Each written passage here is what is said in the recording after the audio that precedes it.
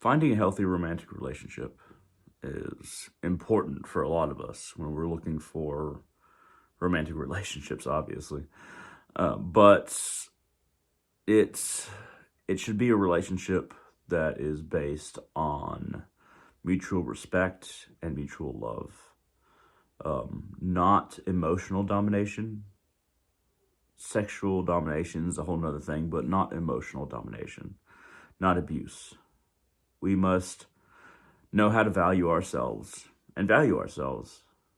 and expect that our partner is someone who will do the same, that will hold us to the same regard that we hold ourselves, or at least have an equal loving interaction in our day-to-day lives.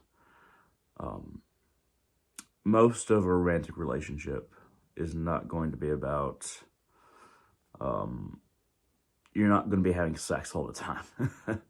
I mean, having sex a lot, sure, but you're not going to be having sex all the time. So you need to be able to get along with this person. This person needs to understand that you're a person as well, and look at you as such, respect you as such, value you as such. If the other person does not, then you're going to find yourself belittled. You're going to find yourself at a disadvantage.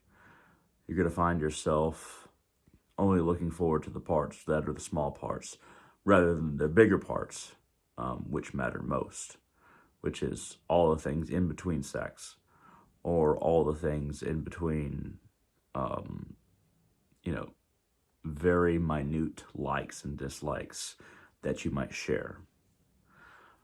Most romantic relationships are not as healthy as they could be. Um, there's a lot of unnecessary tension or discrimination or insults, things like that.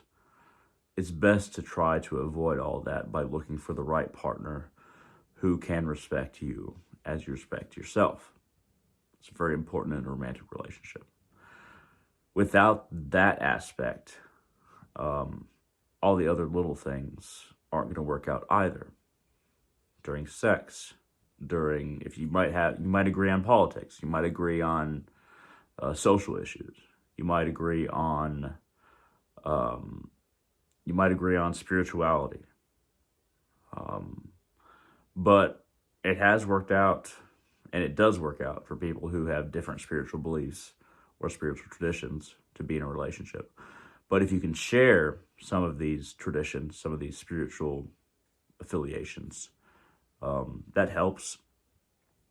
But really, when it comes down to a lot of the time, is an emotional understanding, an emotional connection, but also an emotional understanding that I value myself. Can you value me like I value myself? And not putting yourself over me, but we each hold each other to the same regard. A healthy relationship should be something that you can come back to. It should be a home. It shouldn't be something that you have to retreat from. You should be in a relationship with a person who you can meet halfway. And the joy and love of a relationship, a romantic relationship, should be something that's a sanctuary, a safeguard against everything else.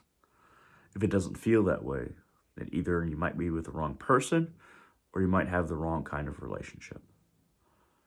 It should be something that when everything else is going wrong, that this is something you can come back to, that you can be, rather than existing in spite of a bad relationship. Your existence should be something that you exist with the support of your partner. If that is not the case, then that is not a relationship you should be in. When it comes to what both of you like, what you agree on, that's a very personal thing. Well, all of this is very personal, but it's a very personal thing.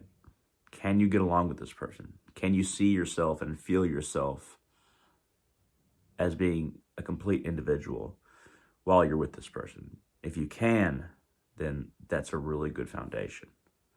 Because no matter all the specifics, if you can feel like yourself around someone, if the relationship feels like a home, something that you can retreat into when everything else is going wrong, that is a good relationship. You have to look for that kind of relationship and find that kind of person for yourself, no matter what kind of, whether you're looking for a man, woman, non-binary, what have you.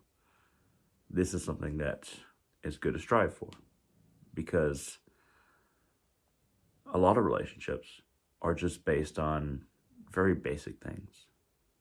And when I say basic, I mean material, or very similar likes or dislikes, things like that.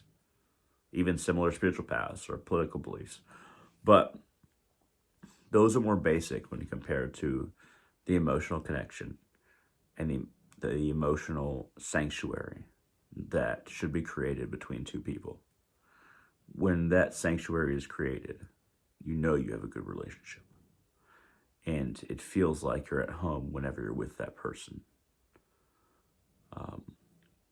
Never settle.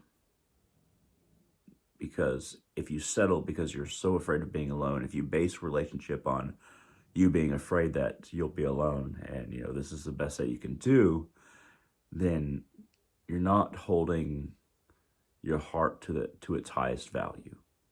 You're not valuing your heart as much as it is worth. And it's worth quite a bit. The most, you could say. But regardless, the other person must be a collaborator in this endeavor when it comes to a relationship. No one is perfect. Everyone has flaws. You must find somebody who either accepts or loves your flaws.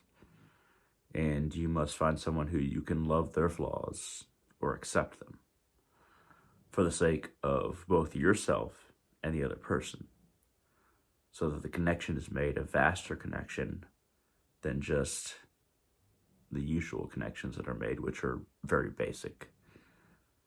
You want your soul to be happy, not just your body, not just your mind. You want your soul to feel at home with another person. At any rate, thank you very much for watching. I hope this has been interesting. I hope this was helpful. There's just a little bit of rant on romantic relationships. If you have any questions, comments, concerns, shoot them down in the comment section below on YouTube. Hit that thumbs up down there. It really helps out the channel. And all of you, have a wonderful day.